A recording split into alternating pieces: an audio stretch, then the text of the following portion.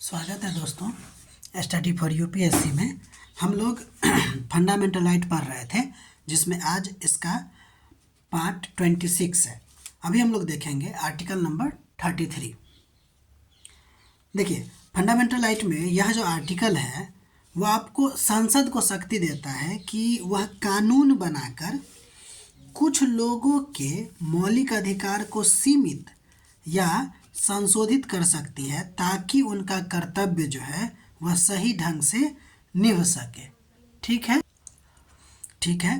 तो यह जो आर्टिकल है, आर्टिकल नंबर 33 फंडामेंटल राइट में, वह संसद को अधिकार दे रहा है कि आप कुछ वर्गों के लिए जो मौलिक अधिकार है उसको सीमित करिए या संशोधित कर सकते हैं।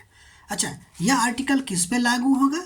तो आर्म फोर्स पे, यानी कि सशस्त्र बल पे, इसके अलावा अर्धसैनिक बल पे भी लागू होगा, पुलिस बल पे, खुफिया एजेंसी पे और ऐसे अन्य बल जिनका कार्य सार्वजनिक व्यवस्था और सुरक्षा से जुड़ा हुआ है।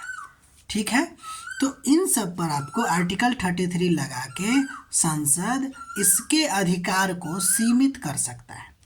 ठीक है, यह क्यों जरूरी है अब ये भी देख लेते हैं कि भाई ये तो मौलिक अधिकार का एक तरह से हनन हो गया लोगों का, लेकिन ये हम नहीं कहेंगे। ये क्यों जरूरी है? क्योंकि इन सेवा में अनुशासन का जरूरी होता है, कर्तव्य की जरूरत होती है और गोपनीयता की आवश्यकता होती है। ठीक है, इसीलिए ये बहुत महत्वपूर्ण हो जाता है कि इनके अधिकारों को, खासकर अभिव्यक्ति की स्वतंत्रता को, संगठन बनाने की स्वतंत्रता को क्या किया जा सके? सीमित किया जा सके। ठीक है, तो इस बात को हम लोग ध्यान रखेंगे। ठीक, अब हम आ जाते हैं 34 नंबर आर्टिकल पे।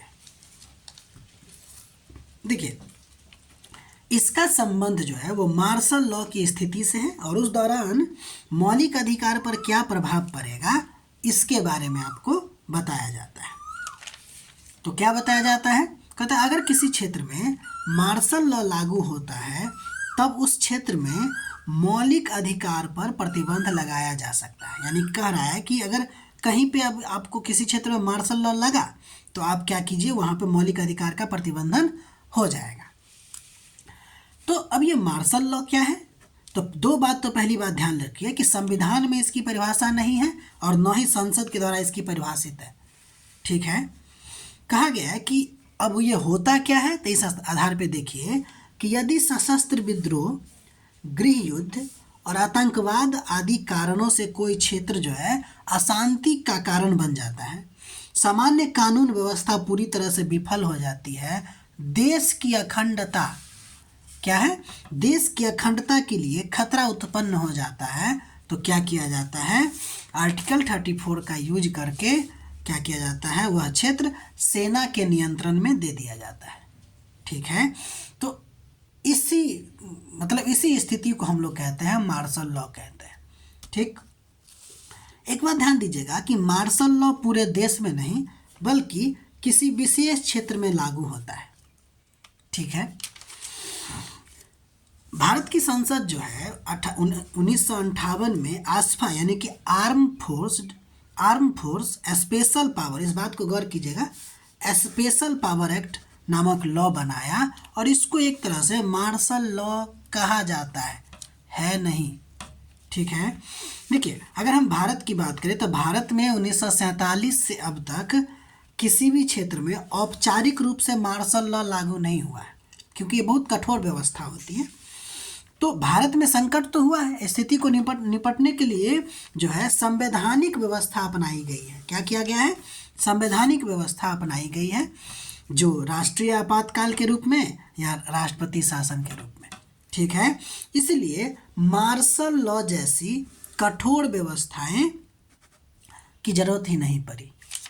ठीक, हालांकि कभी कभी ऐसा स्थिति उत्पन्न हुआ है, बहुत जगह पे स्थिति बहुत ज़्यादा गंभीर हो गई है।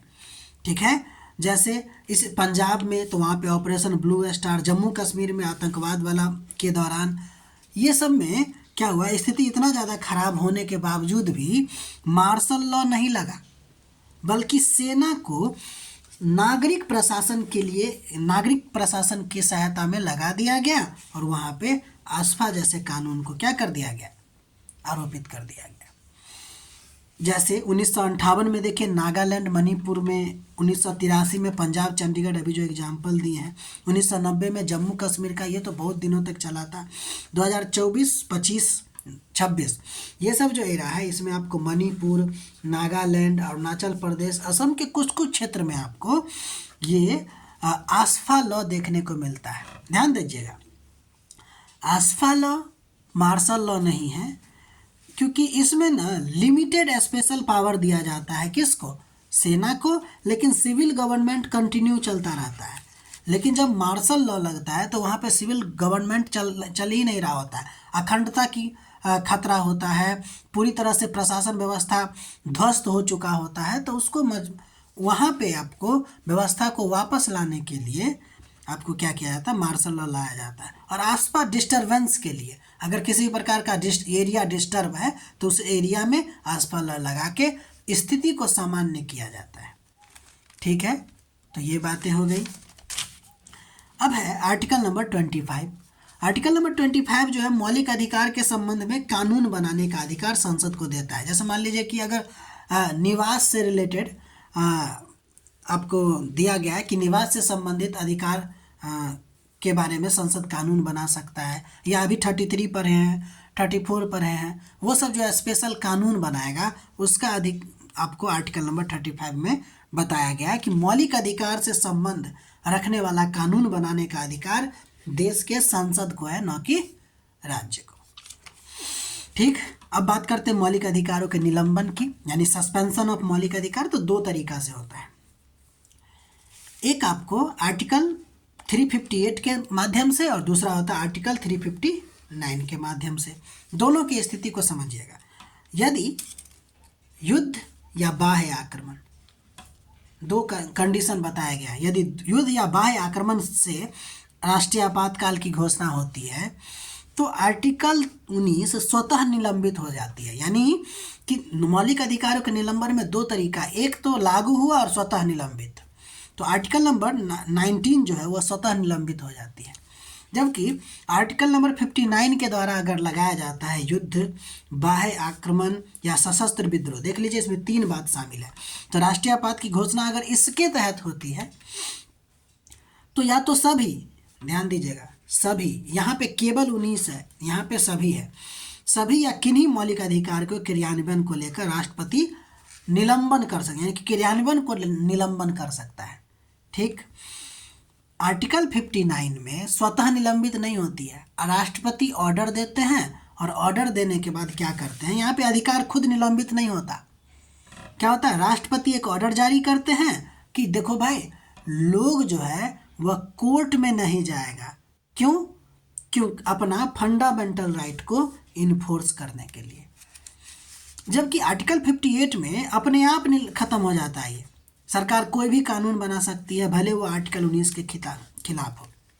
अगर 19 मतलब अगर इमरजेंसी ख़त्म होता है तो 19 नंबर आर्टिकल वापस आती है, और फिर जो इस दौरान अगर कानून बना है तो क्या वो कानून खत्म हो जाएगा क्या? तो कानून खत्म नहीं होगा, वो कानून वैलिड रहेगा। ठीक है, आर्टिकल ये वाला जो है मतलब कि फंडामेंटल के निलंबन को लेकर तो एक संशोधन हुआ, 44वां संविधान संशोधन, जिसमें निर्धारित किया गया कि देखो भाई, राष्ट्रीय आपातकाल हो या राष्ट्रपति शासन हो या कुछ भी हो, किसी भी परिस्थिति में आर्टिकल नंबर 20 और आर्टिकल नंबर 21 को क्रियान्वित करने से रोका नहीं जाएगा, यानी कि क्रियान्वयन को निलंबित नहीं किया जा सकता है। आपको पता है ना आर्टिकल नंबर 20 और 21 क्या है।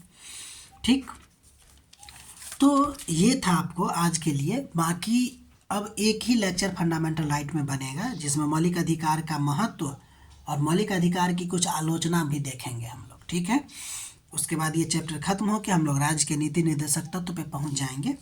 तो तब तक के लिए अपना ख्याल रखिए, अपना पढ़ाई करते रहिए, और वीडियो अच्छा लगे तो लाइक कीजिए, शेयर कीजिए और सब्सक्राइब कीजिए।